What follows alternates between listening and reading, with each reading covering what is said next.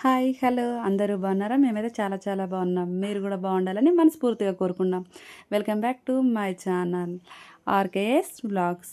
ఈరోజు సండే అండి. పొద్దున్నే లేవడం కొంచెం లేటు. ఇంకా లేసినప్పటి నుంచి ఇంట్లో పనులన్నీ చేసుకొని వంట రూమ్‌లోకి వెళ్దామనేసరికి బయట కొంచెం పనుందని చెప్పి బయటికెళ్ళాల్సొచ్చింది.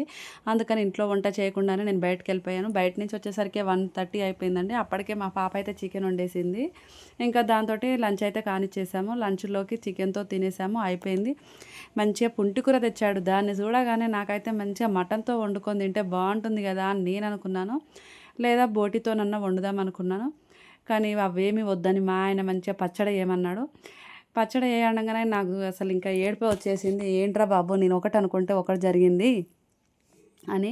ఇంకా తప్పదు గదా! వాళ్ళు అడిగింది మనం జెయ్యాలి గదా అని చెప్పి ఒక బౌల్ తీసుకొని మంచిగా కడిగి పెట్టుకున్న పుంటికూరను అందులో వేసుకొని తగినన్ని పచ్చిమిర్చి, ఎల్లిపాయ, జీలకర్ర, పసుపు, తగినంత ఉప్పు వేసుకొని మంచిగా మగ్గించుకోవాలి. ఇది తెలంగాణ స్టైల్ అండి. ఒక్క చుక్క నూనె వేయకుండానే పుంటికూర పచ్చడి అంటే గోంగూర పచ్చడి అయితే రెడీ అయిపోతుంది.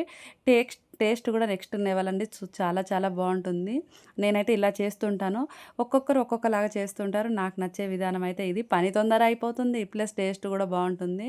ఇంకా మా అత్తమ్మనైతే దీంట్లో పసుపు వేయకుండానే చేస్తుంది. కానీ కొంచెమన్నా కలర్ ఉండాలి కదా అని చెప్పి నేనైతే పసుపు వేస్తాను. ఇంకా ఆమె పసుపు వేయకుండానే ఇలానే చేసి మంచిగా చేసి పెడుతుంది. ఎవరైనా సరే ఏ తల్లైనా సరే పిల్లల కడుపు నిండాలని చూస్తుంది. ఇప్పుడు నేనైతే మా పిల్లల కడుపు నిండాలని చూస్తాను. అలాగే మా అత్తమ్మ కూడా వాళ్ళ పిల్లల కడుపు నిండగా తినాలని ఆళ్ళు అడిగిందల్లా చేసి పెడుతూ ఉంటుంది. ప్రతి ఇంట్లో ఇంతేనండి. ఎవరికి నచ్చింది వాళ్ళు చేసుకోకుండా ఒకరికి నచ్చింది చేసి పెడితే మన సంతృప్తి అనేది చాలా బావుంటుంది. ఇలా లాస్ట్ ఫైనల్‌గా కొత్తిమీర వేసుకొని ఒక 5 మినిట్స్ చిన్నటి మంట మీద మగ్గించుకొని బంద్ చేసుకొని ఇంకా మన వీలు తీరుగా రోటి పచ్చడి అంటే రోటి పచ్చడి చేసుకోవచ్చు. మిక్సీ అంటే మిక్సీ వేసుకోవచ్చు. మనకు కొంచెం బద్ధకం కదా! అందుకని చెప్పి మిక్సీలోనే వేస్తాను. దంచడం అంటే మనతోటి అయ్యే పని కాదు. దీంట్లో కొంచెం లాస్ట్‌గా పోపనేది, తాలింపనేది మన ఇష్టము. నేను ఒక్కొక్కసారి పెడుతుంటాను. ఒక్కొక్కసారి పెట్టను. నిన్న నైట్ అయితే నాకు ఓపిక లేదు. అందుకే నేను తాలింపయితే పెట్టలేదు. కానీ బావుంటదండి పచ్చడి. మీరు గూడా ట్రై చేయండి. ఎనకట వాళ్ళు ఎంత సింపుల్‌గా చేసినా కూడా ఎంతో బావుండేది వంటలు. ఇప్పుడు మనం అన్నేసి వేసి చేసినా కూడా అంతే వేస్ట్. మళ్ళా మనం తినే తిండిలో గూడా ఎలాంటి పోషకాలు ఉండవు. ఎలాంటి బలము ఉండదు. మనం మొత్తం కడిగి దాన్ని ఇష్టమున్నట్టు వండుకొని దాంట్లో ఎలాంటివి విటమిన్స్ లేకుండా వండుకొని తినడం వల్ల మన బాడీస్ గానీ ఏది అప్పట్లో వాళ్ళు చేసినంత పని గూడా మనం చేయలేము. కొంచెం చేయగానే అలసిపోతూ ఉంటాము. అప్ ఇంకా మన జనరేషన్ ఎట్లుందంటే, మన పిల్లల జనరేషన్ వచ్చేంత వరకి అసలు ఎట్లా ఉంటదో గూడా చెప్పలేము. అప్పుడు వాళ్ళు కిలోమీటర్స్ నడిచేది. ఒక ఊరు నుంచి ఇంకో ఊరికి వెళ్ళాలంటే మొత్తం నడక ద్వారానే వెళ్ళేవాళ్ళంట. అదే ఇప్పుడు మనం ఒక కిలోమీటర్ నడవాలి అంటే అమ్మా! నీరసం అయిపోతాము. అదే వాళ్ళకి మనకున్న డిఫరెన్సెస్ అప్పటికి ఇప్పటికున్న తిండికి గూడా అదే డిఫరెన్స్ అండి. మళ్ళా ఎనకటి రోజులే ఇప్పుడు ముందుకొస్తున్నాయి. అప్పుడు అన్నీ ఎక్కడ మనం చేతి నుంచి వచ్చేవి తిని వాళ్ళంతా యాక్టివ్‌గా ఉండేవాళ్ళు. ఇప్పుడు ప్రతీదీ కొనుక్కోవడమే.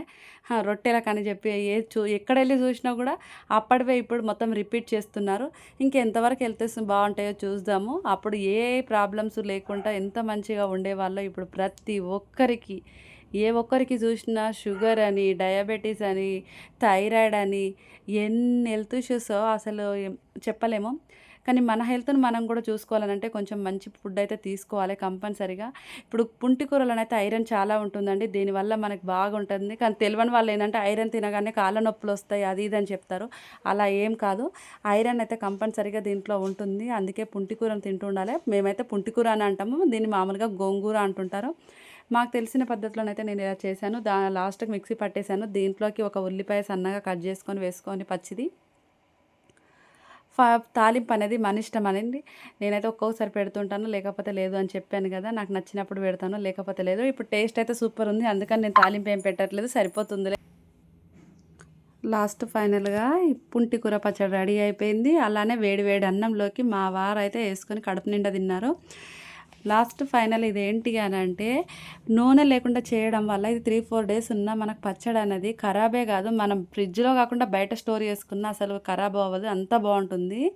కాకపోతే సాల్ట్ మాత్రం పక్కా చూసుకోవాలి. సాల్ట్ కొంచెం తక్కువైతే మాత్రం తొందరగా ఖరాబ్ అయిపోతుంది. మీకెంతమందికి తెలుసో ఈ పచ్చడి చెప్పండి. అంటే నేను చేసే విధానము నాకైతే ఇలానే నచ్చుతుంది. పని తొందర అయిపోతుంది. టేస్ట్ కూడా బావుంటుందని చెప్పి నేనెప్పుడు చేసినా ఇలానే చేస్తూ ఉంటాను. మొత్తానికి సండే రోజు నేను అనుకున్నట్టు గాకుండా మా ఆయన అనుకున్నట్టు మా ఇంట్లో గోంగూర పచ్చడి రెడీ. తినేయడం గూడా అయిపోయింది. ఓకే అండి. థ్యాంక్ యూ మరి. Bye. Thank you for watching. Please subscribe.